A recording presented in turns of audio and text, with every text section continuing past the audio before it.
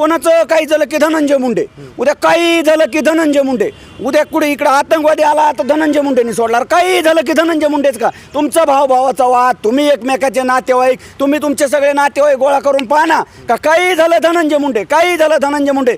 त्यामुळं त्यांचा घरगुती वाद आहे, त्यांचा घरगुती वाद तिकडं पहा. विनाकारण जर पुढच्या काळामध्ये धनंजय मुंडे साहेबाचं जर नाव घेतलं किंवा बदनामी करण्याचा प्रयत्न केला तर आता मात्र जशाच तसं उत्तर. गोळी कुठे आहे त्यातली? नाही, गोळीबार केला ना, 2 केल्या असं आम्ही ऐकतोय की 2 केल्या, मग कुठे ते गोळ्या फायर केलेल्या किंवा आवाज बिवाज? सरपंच संतोष देशमुख यांचे बंधू धनंजय देशमुख यांच्यावर समाधान खिंडकर यांनी अगोदर गुन्हा दाखल केला होता आणि हा गुन्हा दाखल केल्यानंतर धनंजय देशमुख यांनी देखील बीड ग्रामीण पोलीस स्टेशनला येऊन धनंजय मुंडे यांनी मांजरसुंबा या ठिकाणी माझ्यावर गोळीबार केल्याचा आरोप करत या ठिकाणी तक्रार दाखल केली होती. परंतु पोलीस प्रशासनाने हे दोन्हीही गुन्हे जे आहेत ते खोटे ठरवण्यात आलेले आहेत. परंतु यानंतर माजी मंत्री धनंजय मुंडे यांची बदनामी झाली असं म्हणत धनंजय मुंडेंच्या समर्थकांनी पोलीस अधीक्षकांकडे तक्रार देखील केली होती आणि या प्रकरणाचा जो आहे तो 24 तासात खुलासा करावा अशी मागणी धनंजय मुंडेंच्या समर्थकांनी काल केली होती. ज्यांनी ही मागणी केली होती त्याचबरोबर पोलीस अधीक्षक नवनीत कावत यांची भेट घेतली होती. ते समर्थक धनंजय मुंडेंचे माझ्यासोबत आहे, मी त्यांच्यासोबत बातचीत करणार आहे. 24 तास उलटून गेलेले आहेत, तुम्ही याबाबतीत खुलासा करण्याचं SP-कडे मागणी केली होती. 24 तास उलटून गेले, काय माहिती आतापर्यंत? खरं म्हणजे आतापर्यंत पोलीस प्रशासनाने कसलाही खुलासा केलेला नाही. आम्ही कालच त्यांच्याकडं लेखी निवेदनाद्वारे मागणी केली की या प्रकरणाचा आपण खुलासा करावा. या धनंजय मुंडे नावाच्या माणसाबद्दल एवढा कसा म्हणजे द्वेष. आणि मला हे सांगायचं आहे की तुम्ही उठसूट कुणी उठायचं. आत्तापर्यंत धनंजय मुंडे साहेबाची किती वेळेस बदनामी केली, बरं काही तथ्य नाही. म्हणजे आता सांगितलं जातं आहे स्वर्गीय संतोषांना देशमुख सरपंच यांना न्याय मिळावं. आम्हीही म्हणतो त्यांचे आरोपी तिकडं आत आहेत, ते सगळं व्यवस्थित असताना न्यायालयीन प्रकरण चालू आहे. आणि दुसऱ्या बाजूला धनंजय भैया देशमुख सांगतात की धनंजय मुंडे साहेब यांनी माझ्या डोक्याला पिस्तूल लावला. पण धनंजय मुंडे साहेब यांच्याबरोबर Y+ दर्जाची सुरक्षा आहे ना ते, आणि धनंजय भैया देशमुख यांच्याबरोबर आहे पोलीस गार्डन ते. म्हणजे मग त्यामुळं आम्ही असं हे केलं आहे की आमची मागणी आहे, जर धनंजय मुंडे साहेबांनी जर गोळीबार केला असेल किंवा त्यांच्या डोक्याला पिस्तूल लावला असेल तर धनंजय मुंडे साहेबावर गुन्हा दाखल करा. किंवा हे प्रकरण जर खोटं असेल आणि सातत्यानं जर कुणी असेच खोटे कुणी उठसूट उद्या या प्रकरणामध्ये जर खोटे गुन्हे दाखल करणाऱ्यावर जर गुन्हे दाखल नाही केले, माझी तर मागणी आहे खोटे गुन्हे दाखल करणाऱ्यावर खरे गुन्हे दाखल करावं. आणि जर आता या प्रकरणात जर गुन्हे नाही दाखल झाले तर इथून पुढं कुणी उठल आणि कोणी बी आम्ही मग उद्या कोणत्याही आमदार खासदारावर गुन्हे दाखल करतो ना, म्हणतो ना आमच्या डोक्याला पिस्तूल लावली, उद्या मंत्र्याला म्हणाल, उद्या कोणालाही म्हणाल ना, हे प्रकरण वाढत जातील ना. त्यामुळं दूध का दूध आणि पाणी या प्रकरणात झालं पाहिजे. राज्याचे गृहमंत्री मुख्यमंत्री देवेंद्रजी फडणवीस साहेब खरं म्हणजे यांनी लक्ष घालायला पाहिजे या बीडमध्ये काय चाललंय. एवढ्या मोठ्या एका लोकप्रतिनिधीला राज्याचे माजी कृषी मंत्री, बीड जिल्ह्याचे पालकमंत्री किंवा विरोधी पक्षनेते राहिलेला आज महाराष्ट्रामध्ये संबंध महाराष्ट्रामध्ये बहुजन समाजाचं नेतृत्व आहे, लोकप्रिय नेतृत्व आहे, परंतु त्याला जाणून बुजून टार्गेट केलं जातं सातत्यानं. त्यामुळं मुख्यमंत्री साहेबांनी गृह विभाग या गोष्टीची तुम्ही सखोल चौकशी करावं. आणि याच्यावरती जो कोणी आम्ही तर सांगितलं आहे धनंजय मुंडे साहेब दोषी असतील, त्यांनी जर डोक्याला पिस्तूल लावला असेल, फायर केला असेल तर त्यांच्यावर गुन्हा दाखल करा.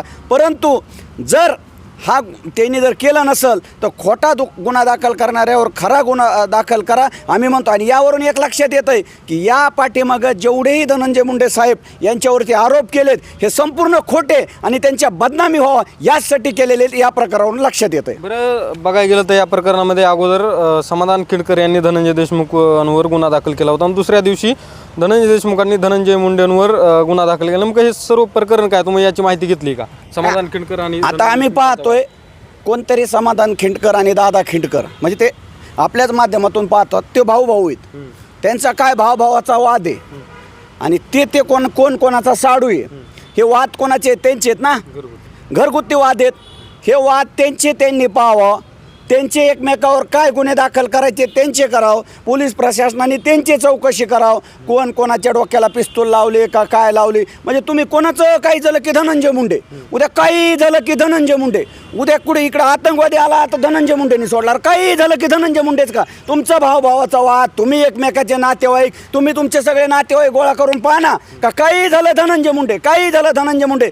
त्यामुळं त्यांचा घरगुती वाद आहे, त्यांचा घरगुती वाद तिकडं पहा. विनाकारण जर पुढच्या काळामध्ये धनंजय मुंडे साहेबाचं जर नाव घेतलं किंवा बदनामी करण्याचा प्रयत्न केला तर आता मात्र जशास तसं उत्तर दिलं जाईल. बरं, तुम्ही जे पोलीस अधीक्षकांकडे मागणी केली होती की 24 तासापर्यंत याचा खुलासा करावा की बाबा ही बदनामी करण्यात आलेली, 24 तास उलटले त्यानंतर देखील खुलासा करण्यात आला, पुढची पाऊल काय असणार आहे तुमचं? नाही, आम्ही आता कायदेशीर मार्गाने त्यांना निवेदन दिलेलं आहे, आम्ही शिष्टमंडळ भेटलेलो आहेत की याचा खुलासा करा, परंतु उद्यापर्यंत आम्ही वाट पाहणार आहेत आणि पोलीस प्रशासनाने जर खुलासा नाही केला तर या ठिकाणी आम्ही म्हणजे तीव्र स्वरूपाचं आंदोलन छेडण्याचं आमचं सगळ्या जे कोणी धनंजय मुंडे साहेब समर्थक किंवा आता असं नाही, हे सगळ्या लोकाला कळतंय, अहो सगळ्या बहुजन समाजाला कळतंय की ह्या खोट्यापणाला किती खोटारडा किती असावा, खोटारडापणाचा कळत झाला, म्हणजे खरं म्हणजे खोटारडा शब्दाला सुद्धा लाजवेल इतकं खोटारडापणा झाला.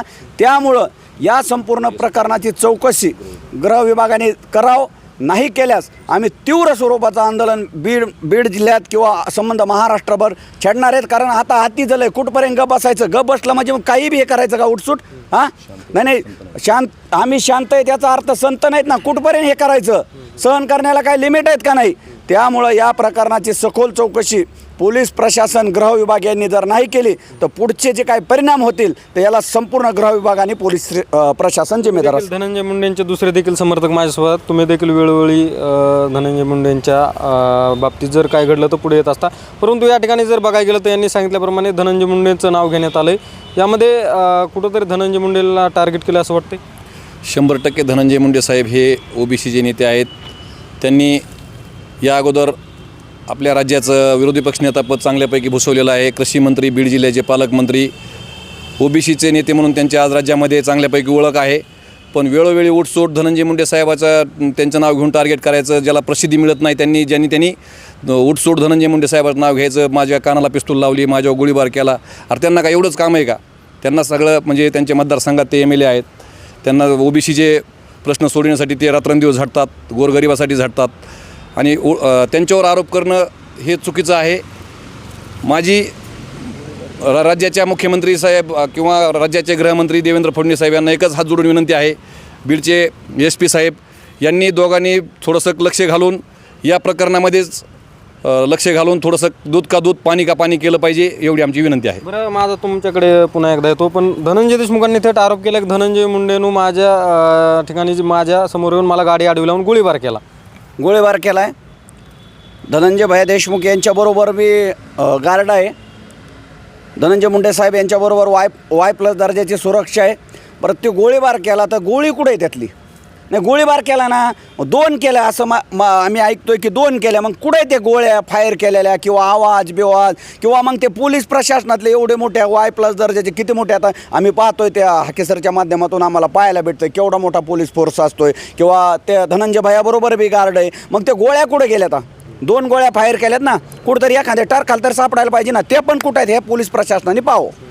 नक्कीच मंडळी, मी ज्यांच्या संवाद साधला ते धनंजय मुंडे समर्थक होते. बघायला गेलं तर धनंजय मुंडेंवर धनंजय देशमुखांनी एक आरोप केला होता की माझ्यावर मांजरसुंबा या ठिकाणी गाडी आडवी लावून 2 गोळ्या ज्या आहेत ते त्यांनी फायर केल्याचा असा आरोप केला होता आणि त्यानंतर समाधान खिंडकरने देखील माझ्या डोक्याला पिस्तूल लावल्याचा आरोप हा धनंजय देशमुखांवर केला होता आणि त्यानंतर धनंजय मुंडेंवर असा आरोप करण्यात आला होता. कुठेतरी बीडमध्ये एक आरोप प्रत्यारोपाचं राजकारण चालू आहे का? त्यानंतर पोलीस प्रशासनाने दोन्ही गुन्हे खोटे असल्याचं देखील बोललं गेलं आहे आणि या ठिकाणी सांगण्यात आले कुठेतरी राजकीय द्वेषातून हे गुन्हे दाखल करण्याचा प्रयत्न केला होता असा देखील म्हणत पोलीस प्रशासनाने नाराजी व्यक्त केलेली आहे. नक्कीच आता या प्रकरणामध्ये पुढे काय घडतंय तेच पाहणं महत्त्वाचं ठरणार आहे.